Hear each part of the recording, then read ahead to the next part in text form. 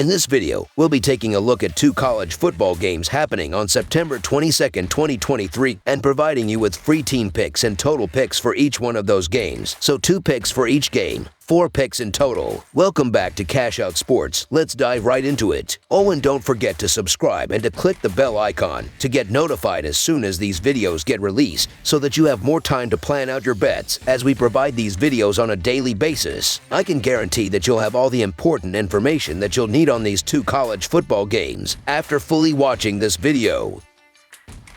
One more thing before we start. If you would like to gain access to our best exclusive sports picks to take your journey to the next level, then check out our Patreon in the link down below where we offer our best single picks, parlay picks, and much more. Now let's get started. Wisconsin versus Purdue. It's the first Big Ten battle of the season for Wisconsin and Purdue on Saturday. The Badgers picked up a 35-14 win over Georgia Southern in Madison last Saturday. The Boilermakers entered this one on the heels of a 35-20 loss at home against Syracuse last weekend. It's Friday night lights action from Ross-Ades Stadium in West Lafayette, Indiana. The Badgers haven't wowed anyone by any means, with their 2 wins coming against Buffalo and Georgia State, both by 21 points. The offense is once again a ground-first attack, averaging 204 yards per game by rush so far, with 10 touchdowns. Shea Malusi and Braylon Allen are 4th and 5th, respectively, in the Big Ten in rushing yards, going up against a Purdue defense that has allowed 132.7 rushing yards per game. The Badgers' run game could be poised for a big game. On the defensive side of the ball, the Badgers have allowed 21 points per game over their first 3. They are giving up 368 total yards per game, 11th in the Big Ten, with 274.7 yards coming through the air, 13th in the Big Ten. They have played better up front, allowing just 93.3 rushing yards per game while recording 10 sacks, tying them for 2nd most in the conference. Linebacker Jake Chaney is one of 3 players with 2 quarterback sacks and is 2nd on the team with 14 solo tackles. Chaney's 2 sacks accounted for a combined loss of 18 yards. The Boilermakers are looking for answers following a 15 points loss to a mediocre Syracuse team. They also opened the season with a loss to Fresno State, so they have put themselves in a tough position with a 1-2 mark in non-conference play. Defensively, they allowed 30 points per game, which was 2nd most of any Big Ten team and 28th highest in the country. Linebacker Kidron Jenkins, who leads the team with 3 sacks, missed the second half of last week's game with a lower leg injury and his status for this tilt is in jeopardy. The passing game has been able to get the offense moving with 275 yards per game. However, they have struggled to find pay dirt, scoring just 3 times via pass. Quarterback Hudson Card has thrown for 825 yards and has just 1 interception in 110 attempts. That pick came last week versus Syracuse, alongside 4 fumbles from Card, 3 of which he lost. Wisconsin hits the road for the 2nd time this season. They are 2-1, but they fell on the road to Washington State in Week 2, 31-22. The Boilermakers are 1-2 on the season, and they have largely struggled. Both of these teams are working with new head coaches and new offensive and defensive systems, and while we have a few weeks of information to work with, there are still some unknowns here. The Badgers opened up the year with a couple of solid outings in their first 2 games, including a valiant effort versus a great Washington State team on September 9th. In Game 3 versus Georgia Southern, Wisconsin stalled out early and would eventually surrender 455 total yards and 23 first downs. The Badgers' saving grace was the 6 turnovers they collected and 0 committed. As for Purdue, they gave up 4 turnovers themselves and committed 11 penalties for 127 yards. The Badgers have dominated the series over the last decade, going 7-3 straight up and a whopping 10-0 against the spread. Only once in that span has Purdue been within a field goal at the final whistle. The last meeting in West Lafayette saw the Badgers leave with a 17-point victory. The Boilermakers are coming off a 15-point loss to Syracuse. Not a good look. Card was in trouble under pressure in that game, and it should be expected that Wisconsin will be bringing at least that much heat, if not more. Then there is the matter of the Badgers' rushing game versus the Purdue defense. Wisconsin is averaging 5.7 yards per carry, 14th in the country, while Purdue's defense is allowing 3.9 yards per carry, 3rd most in the Big Ten. The Boilermakers have also given up 6 touchdowns on the ground, 2nd most in the conference. Wisconsin has taken 16 straight meetings straight up. Both teams need a bounce-back effort in this one, and if all goes well, I believe that Wisconsin keeps the cover pace. So the Wisconsin Badgers to win and cover the spread as favorites is our full game side pick. For the Badgers, this season has been a change in identity. New coach Luke Fickell brings an up-tempo, pass-happy offense to town, and he has SMU transfer Tanner Mordecai at the helm. So far, however, the Badgers have still fallen back on the running game when it mattered the most. They have run the ball very effectively so far, and the passing game is still getting better each week. I expect them to push around the Purdue defense quite a bit though. For the Boilermakers, they too want to run an aerial attack, and they are far better in the air than on the ground. They will struggle when teams can make them one-dimensional, but the Wisconsin defense hasn't been that team so far this season. The over is 7-3 in the last 10 meetings, with 4 straight and 5 of the last 6 games going over the total. Wisconsin alone has scored at least 30 points in each of the last 4 matchups, and I 100% expect them to do so once again against a weak Purdue defense. The Badgers' defense is far from elite, and Purdue should be able to get their passing game in motion against them. It's just a matter of finding the end zone, which surely they will do at least twice here. Both offenses have put up at least 20 points in each game this season, and both defenses have allowed at least 17 points in each game. I am expecting the offenses to be ahead of the defenses, especially on the short week. I believe that both teams will be able to move the ball fairly effectively. And as long as drives are ending in touchdowns rather than field goals, I think this game will be close enough to keep both teams pushing, and I think it will end in the high 50s or low 60s. Over the projected total is our full game total pick.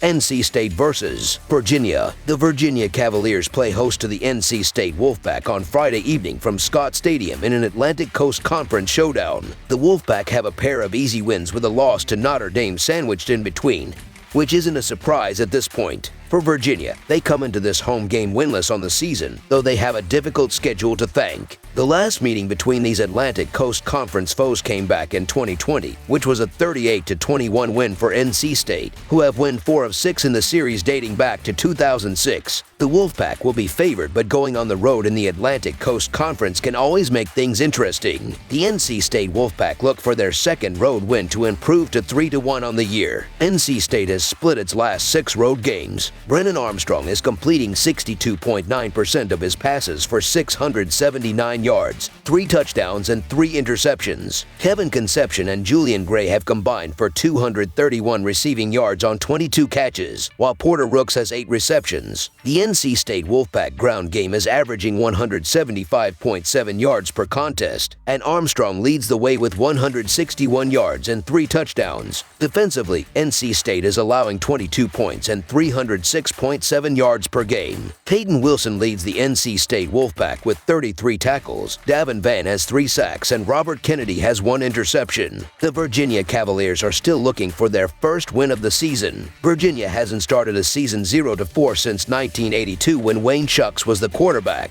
Anthony Colandrea is completing 62.5% of his passes for 652 yards, 3 touchdowns, and 4 interceptions. Malik Washington and Malachi Fields have combined for 496 receiving yards and 1 touchdown, while Cole Pace has 5 receptions. The Virginia Cavaliers ground game is averaging 68 yards per contest, and Paris Jones leads the way with 87 yards and 2 touchdowns. Defensively, Virginia is allowing 42 points and 451.7 yards per game. Jonas Sanker leads the Virginia Cavaliers with 28 tackles. Cam Butler has 2 sacks, and Cohen King has 2 pass deflections. Virginia is 0-3 this year and has lost to Maryland, JMU, and Tennessee. The Cavaliers have lost 6 games straight dating back to last season and could be one of the worst teams in Football Bowl subdivision. NC State is 2-1 with the only loss coming to a loaded Notre Dame team. The Wolfpack's wins were over UConn and VMI. The interesting factor in this game is that NC State starting quarterback,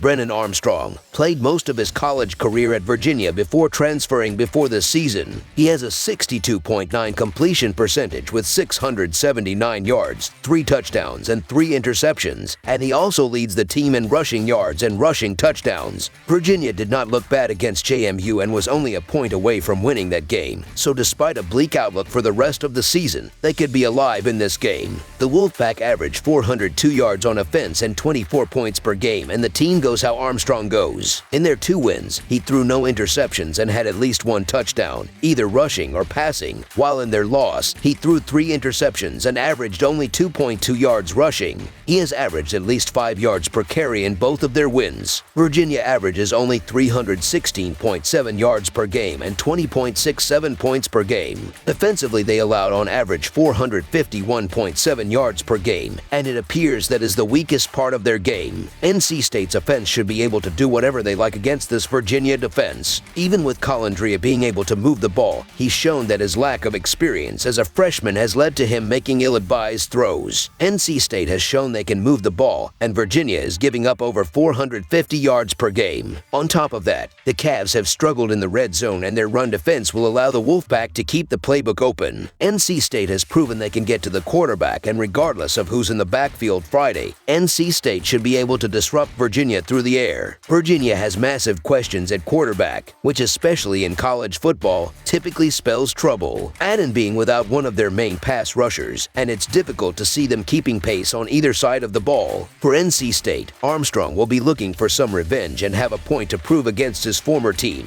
which beyond being elite in this matchup, will add that extra edge. The Wolfpack have one of the Atlantic Coast Conference's best pass rushes, and against an inexperienced quarterback who showed signs of questionable decision-making last week, will be able to push all the right buttons in their favor in this one. Virginia has only hit the money line in one of their last 10 games, showing their struggles to stay close, an issue which will show in this one. The Virginia Cavaliers haven't had the easiest schedule through 3 games, so I do want to give them a little grace, but they've given us little to believe in on either side of the ball. Outside of having a top 60 passing offense, Virginia has been dreadful across the board. NC State has an above-average defense and an offense with playmakers who can put together respectable drives. I'm just not encouraged by what I'm seeing from Virginia. The Virginia offense has looked atrocious through 3 games, and I don't see that changing this week. NC State is 4-1 against the spread and straight up in the last 5 games against Virginia. Big line for a road team on a Friday night. However, there's little doubt that even though the Wolfpack will be on the road, they won't be challenged in this one. So the NC State Wolfpack to win and cover the spread as favorites is our full game side pick. Virginia's defense has allowed teams to find plenty of success, and considering the former Cavalier under center for the other team, he'll have all the keys to navigating this offense. The blowout nature of this game should allow Virginia to find some scoring drives themselves in the second half, but beyond that, the Wolfpack defense has been prone to giving up some random big plays at times this season. Virginia has hit the over in 3 of their last 5 games. As highlighted, the Virginia defense has done little to nothing to slow opposing offenses. NC State put up a staggering 26 first downs in their last contest, and this matchup will again favor their offense. I expect Colandrea to continue to be under center for Virginia, and he's shown he can move the ball and isn't afraid to take the deep shot downfield.